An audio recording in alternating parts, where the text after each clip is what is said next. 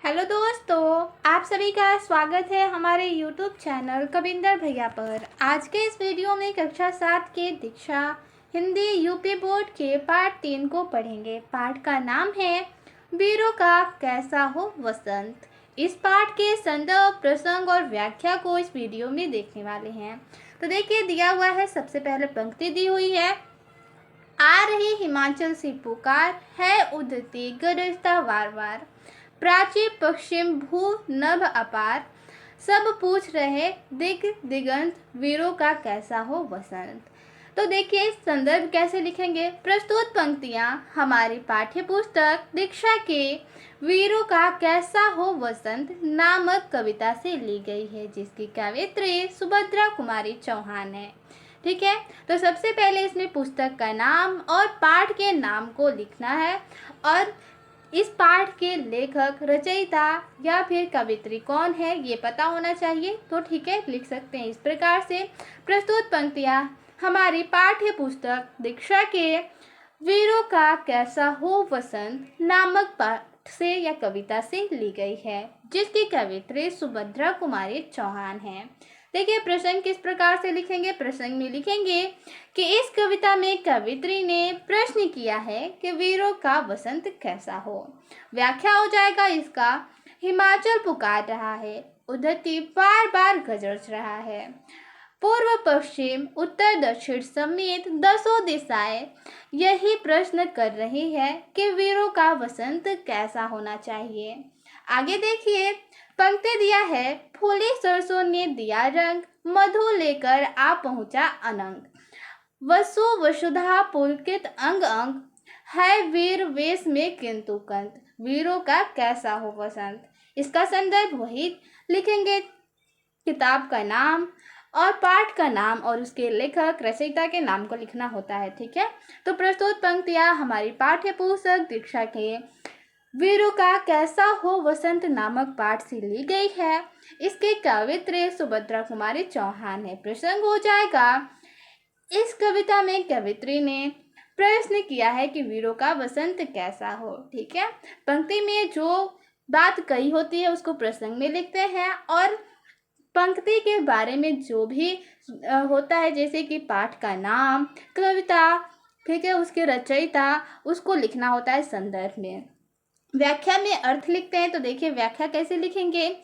फूले सरसों अर्थात लहलहाते फसलों ने वीरों के जीवन में रंग भरे हैं। आसमान मानो पुष्प रस लेकर आया हो। वसंत के रंगों से दुल्हन बनी धरती का अंग अंग पुलकित यानी प्रसन्न हो रहा है, परंतु उसका कंत यानी कि पति या प्रिय वीर की वेशभूषा में है, यानी वह युद्ध के लिए तैयार खड़ा है। और फिर यही प्रश्न खड़ा हो जाता है कि वीरों का वसंत कैसा हो। आगे देखिए, पंक्ति दिया हुआ है, भर रही कोकिला इधर तान, मारो बाजे पर उधर कान, है रंग और रण का विधान, मिलने आए हैं आदि अंत, वीरों का कैसा हो वसंत। तो प्रसंग और संदर्भ वही रहेगा। प्रस्तुत पंक्तियां हमारी पाठ्य पुस्तक दीक्षा के वीरों का कैसा हो वसंत नामक कविता से ली गई है। इसकी कवित्री सुभद्रा कुमारी चौहान है। प्रसंग हो जाएगा, इस कविता में कवित्री ने प्रश्न किया है कि वीरों का वसंत कैसा हो।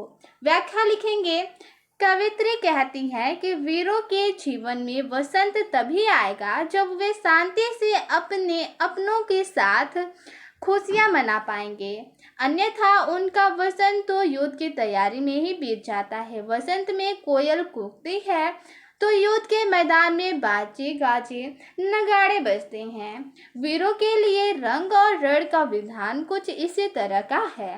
वीर जब युद्ध के मैदान में उतरते हैं तो अपना आदि अंत यानी कि जीवन मृत्यु दोनों को ही हथेली पर रख कर चलते हैं। जीत मिलेगी तो जीवन मिलेगा और पराजय मिली तो मृत्यु। कवित्री पुनः प्रश्न करती है कि युद्ध पर जाने वाले वीरों का वसंत कैसा हो। आगे पंक्ति दिया हुआ है, गलबाहे हो या हो कृपाण, चल चितवन हो या धनुष बाण, हो रस विलास या दलित त्राण, आओ यही समस्या है दुरंत, वीरों का कैसा हो वसंत। तो देखिए प्रसंग और संदर्भ वही रहेगा, ठीक है। इसका व्याख्या देख लेते हैं। व्याख्या हो जाएगा, कवित्री एक तरफ वीरों को अस्त्र शस्त्र, ठीक है, अस्त्र शस्त्र से सुसज्जित देखती है, तो दूसरी उनके गले में उनके प्रिय के बाहों के हार देखती है। वे दोनों को एक साथ रखकर पूछती है कि युद्ध पर जाने वाले वीर कृपाण चुने या प्रिय की बाहों के हार। वे विलासमय जीवन जो प्रेम और सुख से परिपूर्ण हो उसका चुनाव करें या दबे कुचले लोगों की मुक्ति के लिए युद्ध का रास्ता अपनाएं।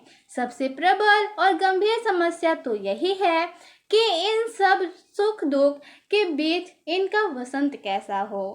आगे है पंक्ति, कह दे अतीत और मौन त्याग, लंके तुझमें क्यों लगी आग। हे कुरुक्षेत्र और जाग जाग, बतला अपने अनुभव अनंत, वीरों का कैसा हो वसंत। तो प्रसंग और संदर्भ वही रहेगा, ठीक है।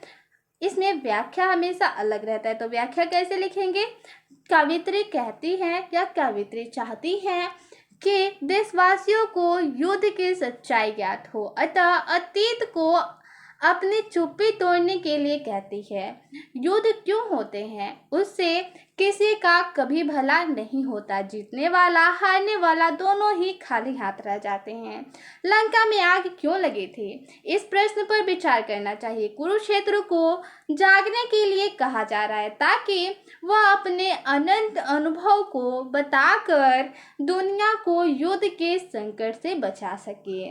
अगला पंक्ति है, हल्दी घाटी का शिलाखंड है दुर्ग सिंहगढ़ के प्रचंड, राणा नाना का कर घमंड, दो जगह आज स्मृतियां ज्वलंत, वीरों का कैसा हो वसंत। तो देखिए प्रसंग और संदर्भ वही है, ठीक है।